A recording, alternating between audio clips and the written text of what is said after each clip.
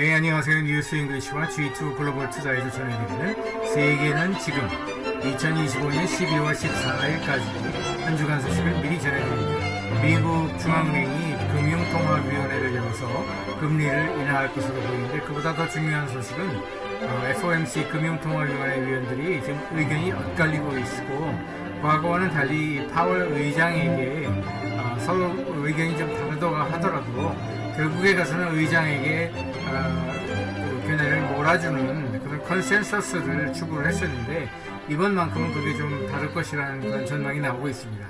호주에서는 16세 미만 청소년들에게 소셜미디어 계정을 열어주지도 말고 이미 가지고 있으면 그걸 폐쇄하도록 하는 법안이 작년 11월에 호주 의회를 통과를 했어요.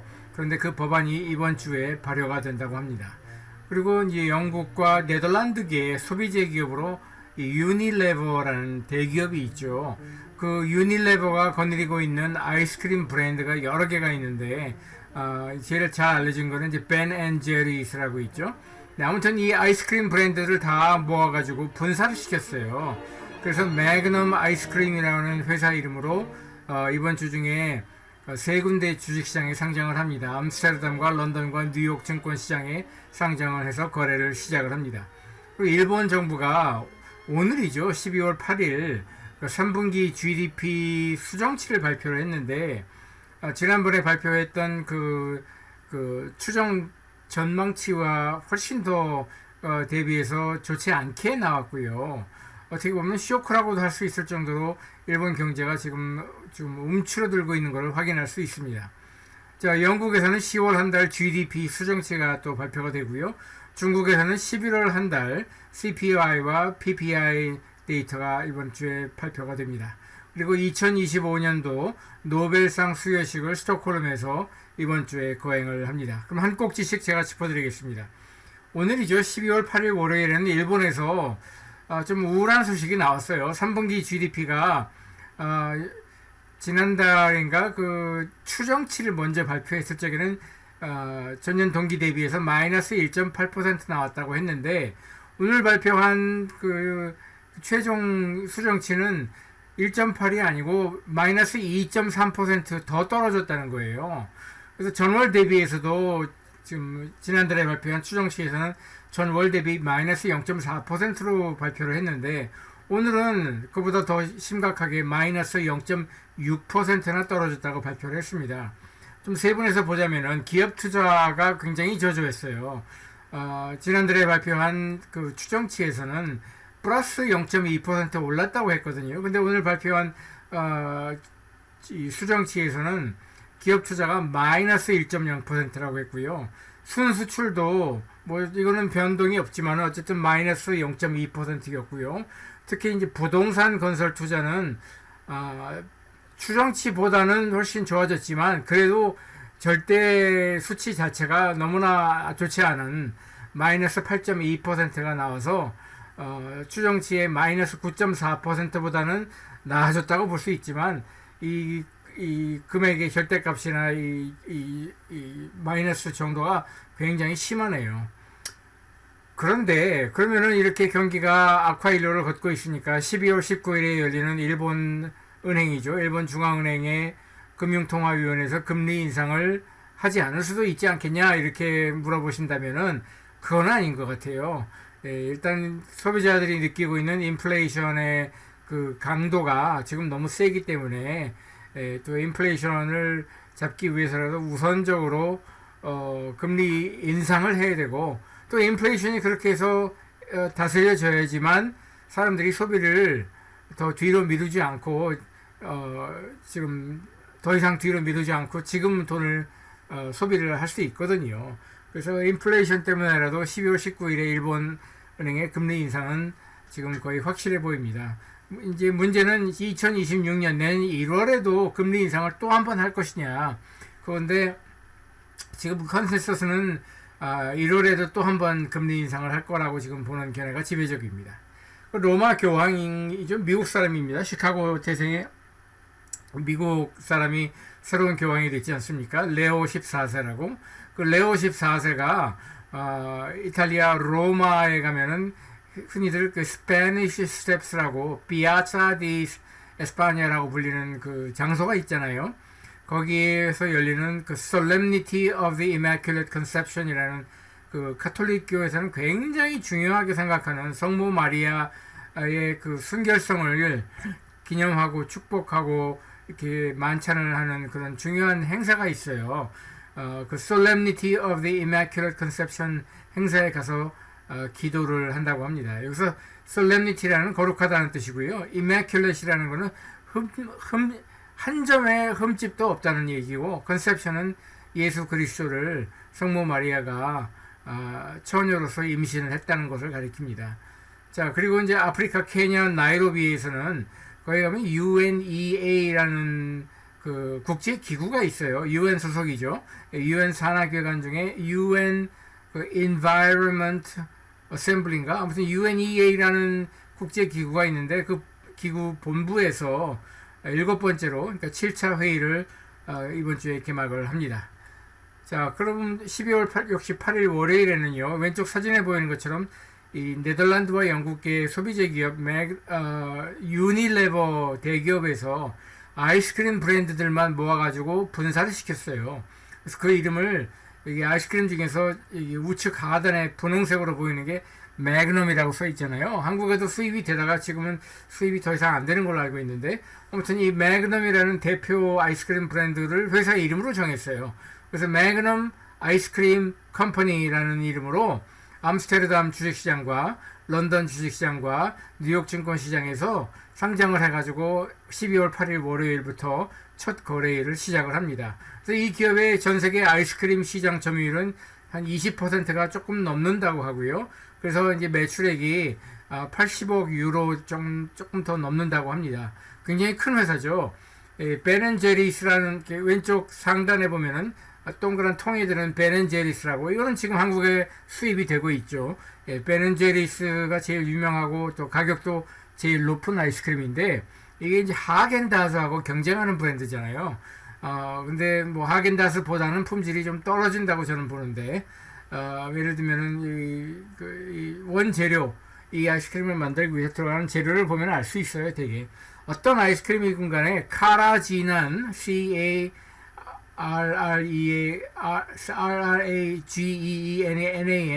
카라지난이라는 이 원료가 들어가면은 품질이 좋을 수가 없어요. 근데 거의 절대 다수 아이스크림, 한국에서 팔리는 건 거의 전부 다 하겐다스만 빼고 이 카라지난이 들어갑니다. 카라지난이 뭐냐면은 그 해초에서 이렇게 그 해초를 걷어들여가지고 거기서 미끄덩미끄덩하게 하는 그 성분이 있잖아요. 그거를 추출을 해가지고 그거를 화학적으로 한번 정제를 하면 카라지난이 나오는데, 이걸 뭐 아이스크림이나 그 밖에 어떤 뭐 크리미한 종류의 그 식품에다가 넣으면은 더 부들부들해져요. 근데 이걸 안 쓰면은 좀 뻑뻑해지죠. 그래서 그걸 부들부들하게 만들기 위해서 카라지난을 대부분 다 쓰는데, 이게 그 WHO가 정한 2급 발암물질이랍니다. 자, 그런데 또 하나, 또 이 아이스크림 회사가 안고 있는 문제는 이 베렌제리스를 창업한 미국 사람 2명이 있잖아요. 미국 버몬트주, 우유의 품질이 좋기로 유명한 그 버몬트주에서 수십 년 전에 이 남자 2명이서 베렌제리스를 창업을 해서 자기들 나름대로는 뭐 무슨 파타고니아 이런 브랜드처럼 굉장히 환경을 중시하게 생각하고 임직원들의 복지를 중요하게 생각하고 사회적 책임을 다하는 기업으로서 키웠다, 이렇게 자부심이 있는데, 그거를 이제 유니레버가 인수한 다음부터 이제 회사가 이제 더 이상 그 자기들이 창업자들이 가지고 있던 그런 사회공헌 이념을 실천하지 않는다. 그래서 지금 갈등이 지속되고 있어요.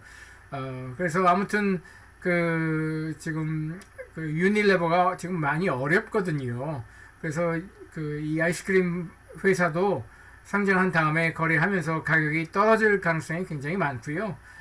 그 다음에 이 하겐다즈 역시 원래는 미국의 제너럴 밀스라는 미국 대기업 한 브랜드였다가 그거를 스위스의 네슬레가 샀다가 그걸 또 다시 사모펀드 PAI라는 이름의 사모펀드한테 팔았어요. 그래서 그 사모펀드가 이 비상장 기업을 하나 세워가지고 지금 하겐다즈가 거기에 속해 있거든요. 예, 하겐다즈 말고도 다른 아이스크림 브랜드도 좀 들어있는데 그 회사 이름은 프로네리라고 합니다. 그 프로네리 소속의 그 하겐다즈와 이 매그넘 아이스크림 소속의 베렌제리가 전 세계적으로 지금 슈퍼 프리미엄급 아이스크림 경쟁을 하고 있죠. 참고로 그 유니레버는요 이렇게 분사를 시킨 매그넘 아이스크림 그 분리법인의 지분을 19.9% 계속 가지고 간다고 합니다. 그래서 이 두 기업 그러니까 프로네리와 매그넘 아이스크림의 시가총액은 하겐다스를 가지고 있는 프로네리가 약 150억 유로 정도라고 하고요. 이번에 상장을 하는 매그넘 아이스크림이 약 140억 유로 정도라고 하니까 정말 둘이 비슷하게 경쟁을 하는 것을 알 수 있습니다.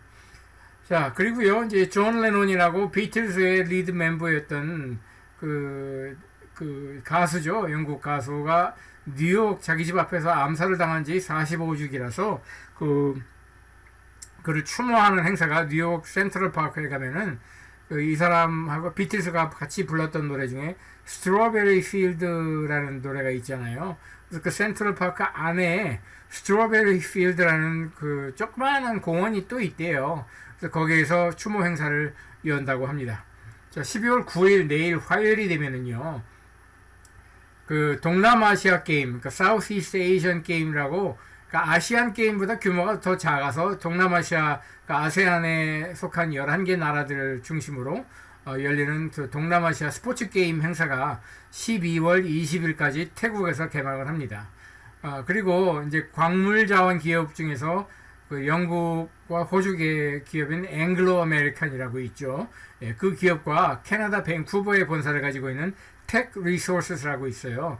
예, 텍 리소스는 캐나다 기업인데 주력 품목이 이제 그 석탄이에요. 석탄하고 그 다음에 그 아연하고 니켈하고 그 철광석을 주로 캐내는 그런 광물 자원 기업인데 이 두 회사가 합병을 하기로 결정을 했고 이번 주에 열리는 그러니까 내일 화요일에 열리는 주주총회에서 이 합병안을 결의할 것이라고 합니다.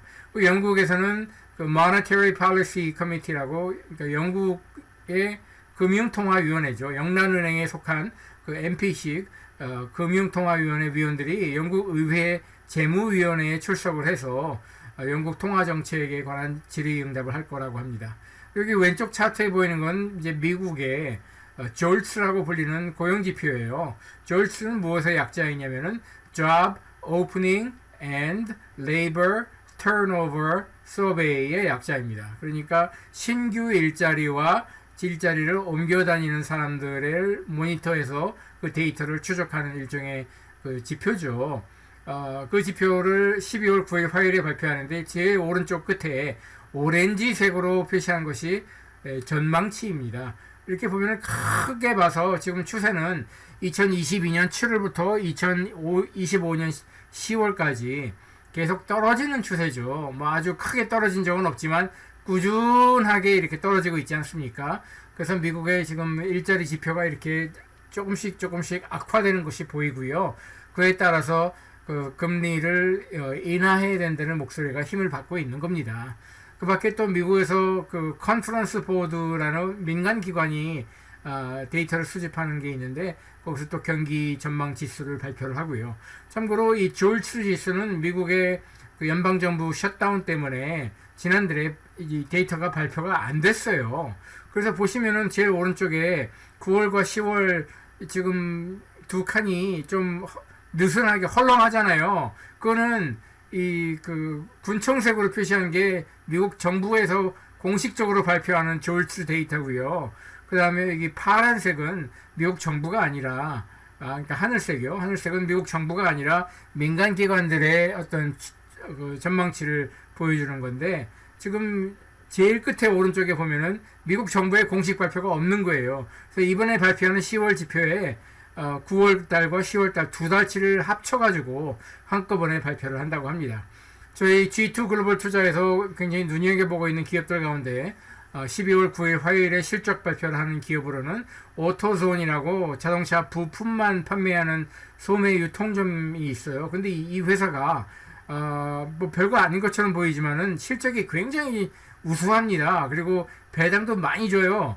그래서 저희가 좀 눈여겨보고 있습니다. 물론 보유하고 있지는 않지만은, 왜냐면 저도 믿을 수가 없거든요. 이렇게 쉽게 손이 안 가요. 뭐 자동차 부품, 뭐 와이퍼부터 시작해가지고 타이어까지 온갖 자동차 부품을 파는 건데, 무슨 뭐 차별성이 있고 무슨 뭐 전략적 어떤 비전이 있다고 여기에 투자할까, 그렇게 생각은 하고 있는데, 문제는 실적이 어마어마하게 잘 나오고 배당도 어마어마하게 높다는 거예요. 자, 그 다음에 또 실적 발표하는 기업으로는 British American Tobacco라고 담배회사, 담배회사나 제약회사나 이런 데는 이 경기 불황일 적에도 실적이 쉽게 꺾이지 않는 걸로 유명하죠. 자, 그 다음에 이제 미국의 또 식품 기업 중에 캠벨스 수프로 유명한 그 캠벨스가 또 실적 발표를 하고요. 독일의 그 인더스트리얼 산업시설, 특히 한국에서는 엘리베이터, 뭐 에스컬레이터로 잘 알려져 있는데, 그거 말고도 산업시설을 많이 생산하는 디센크룹이라고 있죠. 예, 디센크룹이 실적 발표를 내일 합니다. 12월 10일 수요일이 되면요, 이번 주 소식 중에서 제일로 중요한 소식이 이제 12월 10일에 나오는데, 미국 뉴욕 현지 시간으로 수요일 오전에 미국 금융통화위원회 FOMC라고 하죠. 예, 금융통화위원회가 금리 인하를 할 것으로 지금 거의 확실시되고 있습니다. 그런데 이거보다 더 중요한 게 두 가지가 더 있어요. 그러니까 앞으로 3년 후까지 바라보는 금리 전망을 바라보는 그 금융통화위원회들의 점도표라는 게 같이 발표가 되고요. 그 다음에 두 번째로는 2026년에도 최소 2번 더 금리 인하를 할 것이라는 전망. 그래서 제일 중요한 단어는 최소입니다. 최소. 예, 미니멈 2번 더 또는 그 이상 할 수 있다는 얘기죠. 예, 그거에 관해서 금융통화위원회들이 어떻게 서로 각자 다른 의견을 어떻게 견해를 표시하는지, 그것이 어떻게 보면 더 중요한 문제일 수도 있습니다. 그리고 호주에서는 서두에 말씀드린 것처럼 16세 미만 청소년들이 소셜미디어를 쓸 수 없게 하는 법안이 이번 12월 10일 수요일에 발효가 되고요. 스웨덴 스톡홀름에서는 2025년도 노벨상 수상식이 치러지고요. 그 다음에 영국에서는 그 레이첼 리브스라고 여자분이죠. 재무장관. 영국에서는 장관들 서열이 확실하게 매겨져 있습니다. 총리 다음으로는 무조건 재무장관이에요. 그래서 이 장관은 부르는 그 직책명도 미니스터가 아니에요. 미니스터가 아니고 그 엑스체커라고 부르죠. 또. 아무튼 레이첼 리브스라는 그 영국의 재무장관이 의회에 출석을 해서 지난주에 발표한 그 2026년도 예산안에 관해서 질의응답하는 시간을 갖습니다. 지금 영국의 노동당 정부 아니에요? 그런데 노동당 정부에게 사람들이 기대를 많이 했었는데, 기대한 것만큼은 미치지 못했지만, 당장 영국 정부의 어떤 파산이라든지, 영국 정부의 그 지금 빈약한 재무 상태를 의심을 더 사게 만드는 그런 조항들은 이번에 많이 정리가 됐어요. 그래서 단기적으로는 굉장히 잘된 예산안이지만, 그럼에도 불구하고 장기적으로 영국의 경제 성장을 도모할 만한 그런 어떤 그런 예산안에서 전혀 보이지가 않는다는 점에서 대다수 이코노미스트들은 좀 실망하는 그런 눈치입니다. 그리고 브라질과 캐나다 중앙은행들이 기준금리를 12월 10일 수요일에 발표를 하고요. 중국에서는 인플레이션 데이터, 특히 이제 CPI와 PPI 데이터가 나옵니다. 그리고 주요 기업들 가운데 실적을 발표하는 기업으로는 아도비라고 굉장히 여기도 마진율이 높은 소프트웨어 기업이죠. 그 다음에 오라클이라고, 이 기업은 제가 봤을 때 형편없는 기업인데, 어떻게 이 오픈 AI에다가 뭐 3천억 달러가 넘는 규모의 그 데이터 센터를 자기들이 오라클이 데이터 센터를 세워가지고 오픈 AI와 뭐 협력을 하기로 했다. 그런 소식으로 지금 주가가 최근 한 2달 사이에 많이 올랐다가 뭐 조금 많이 떨어지긴 했지만은, 제가 봤을 때는 그거는 그 뻥일 가능성이 많습니다. 오라클은 그런 능력도 없고 어디서 그런 자금을 끌어모을 수 있다고 하더라도 그걸 운영할 능력이 없는 그런 기업입니다. 조직 문화가 매우 타락을 했고요. 그 지금 80살이 넘은 창업자가 아직까지도 그 군림을 하고 있는데, 레리 앨리슨이라고, 자기 재산이 갑자기 지금 엄청나게 불어났잖아요. 그걸 가지고 이번에 그 넷플릭스가 비밀리에 작업을 해가지고 인수하기로 전격 발표한 그 워너 브라더스 디스커버리 그 미디어 기업이 있잖아요. 그 기업을 이번에 820억 달러인가 넷플릭스가 사들였는데 그것도 돈이 현금이 없어가지고 그 은행 차입으로 해서 지금 그 인수를 결정을 했거든요. 그런데 그 정도 되는 어마어마한 기업을 자기 개인 재산하고 자기 아들, 그러니까 자기 아들을 시켜가지고 자기 개인 자산으로 그 워너브로더스 그 디스커버리 기업을 사겠다고. 뭐 엔터테인먼트 미디어 쪽에다가 사실은 관심이 더 많지, 이 AI 인공지능 어떤 테크놀로지 기업으로 도저히 볼 수 없는 기업이 바로 오라클입니다. 자, 12월 11일 목요일이 되면은요, 포르투갈에서 양대 노동조합이 있어요. CGTP, UGT라고 불리는 그 노동조합이 있는데, 이 두 조합이 파업을 주도한다고 합니다. 그래서 왜 파업을 주도하느냐? 유산을 경험한 여자들에게 유급휴가를 주고 있던 거를 삭감하려는 그런 지금 그 보수 정권에 반대하고 있고, 또 이 보수 정권이 아웃소싱을 확대를 하게 되면은 기존의 그 포르투갈 기업들의 근무하고 있는 직원들에게는 아무래도 손해가 갈 가능성이 크죠. 그 다음에 또 해고 유연성을 강화하겠다고 지금 제안하고 있는 보수 정권에 반대해서 일제히 파업을 지금 선언했습니다. 그리고 스위스 로잔에 가면은 IOC 올림픽 본부도 있고 FIFA 세계 축구협회 본부도 로잔에 있어요. 저는 두 군데 다 가본 경험이 있는데, 왜냐하면 오래전 다니던 직장에서 이 올림픽을 후원하는 공식 후원사였거든요. 근데 아무튼 스위스 로잔 IOC 본부에서 제 14차 올림픽 서밋이라는 걸 개최를 합니다. 올림픽 서밋이라는 거는 이 올림픽의 어떤 영속성을 담보하기 위해서 우리가 지금 어떤 조치를 해야 되는가를 토의하는 일종의 전략 회의예요. 자, 그 다음에 독일의 그 I4 또는 E4라고 불리는 경기 선행지수가 12월 11일 목요일에 나오고요. 호주에서는 11월 한 달 고용지표가 나오고요. 그 다음에 세계 양대 에너지 기구라고 할 수 있죠. IEA 그리고 OPEC 이 두 기구가 같은 날 오일 마켓 리포트라는 것을 지금 발표를 하게 되어 있습니다. 근데 왼쪽 차트에 보시면은 지금 그 제일 위쪽에 파란색, 그러니까 연한 파란색이 7월달 전망치고, 그 밑에 오렌지색이 8월 전망치, 그리고 보라색이 10월 전망치, 그 다음에 초록색이 이제 11월 전망치인데, 그 제일 아래쪽에 있는 군청색으로 보이는, 거의 검은색에 가깝게 보이는 게 12월 전망치예요. 근데 보시면은 이 석유 수요가 전반적으로 다 올라가기는 하지만은 7, 8, 9, 10, 11, 12월로 갈수록 지금 그 수요 전망치 자체는 절대값이 떨어지고 있잖아요. 이 커브가, 곡선이 내려앉고 있잖아요. 예, 그래서 이번에도 좀 더 내려앉는 방향으로 실적 그 오일 마켓 리포트를 발행할 걸로 보입니다. 주요 기업들 가운데 실적 발표를 하는 기업으로는 한때 굉장히 높은 마진율로 주주 투자자들의 관심을 모았던 룰루레몬이 실적 발표를 합니다. 그리고 12월 12일 금요일이 되면은요, 그 EU 유럽연합의 에코핀 재무장관 회의가 브뤼셀에서 열리고요. 에코핀은 Economic and Financial이라는 뜻입니다. 그리고 멕시코 시티에서는 Our Lady of Guadalupe Festival이라는 그 행사가 열려요. 멕시코는 아시는 것처럼 카톨릭 국가죠. 그리고 카톨릭에서 굉장히 중요한 인물이 성모 마리아잖아요. 그래서 1517년인가 1512년이구나. 네, 1512년에 그 멕시코의 카톨릭 성자 중에 그 세인트 후안 베드로인가 후안 뭐라고 하는 사람이 있었는데 신부님이었죠. 네, 그 신부님한테 그 꿈에서 성모 마리아가 나타나가지고 뭐 어떤 예언이나 점지를 해주었다는 걸 기념하는 날이 매년 12월 12일입니다. 그래서 그 행사가 멕시코 시티에서 Our Lady of Guadalupe라는 이름으로 페스티벌이 열립니다. 멕시코에서는 굉장히 중요한 행사라고 합니다.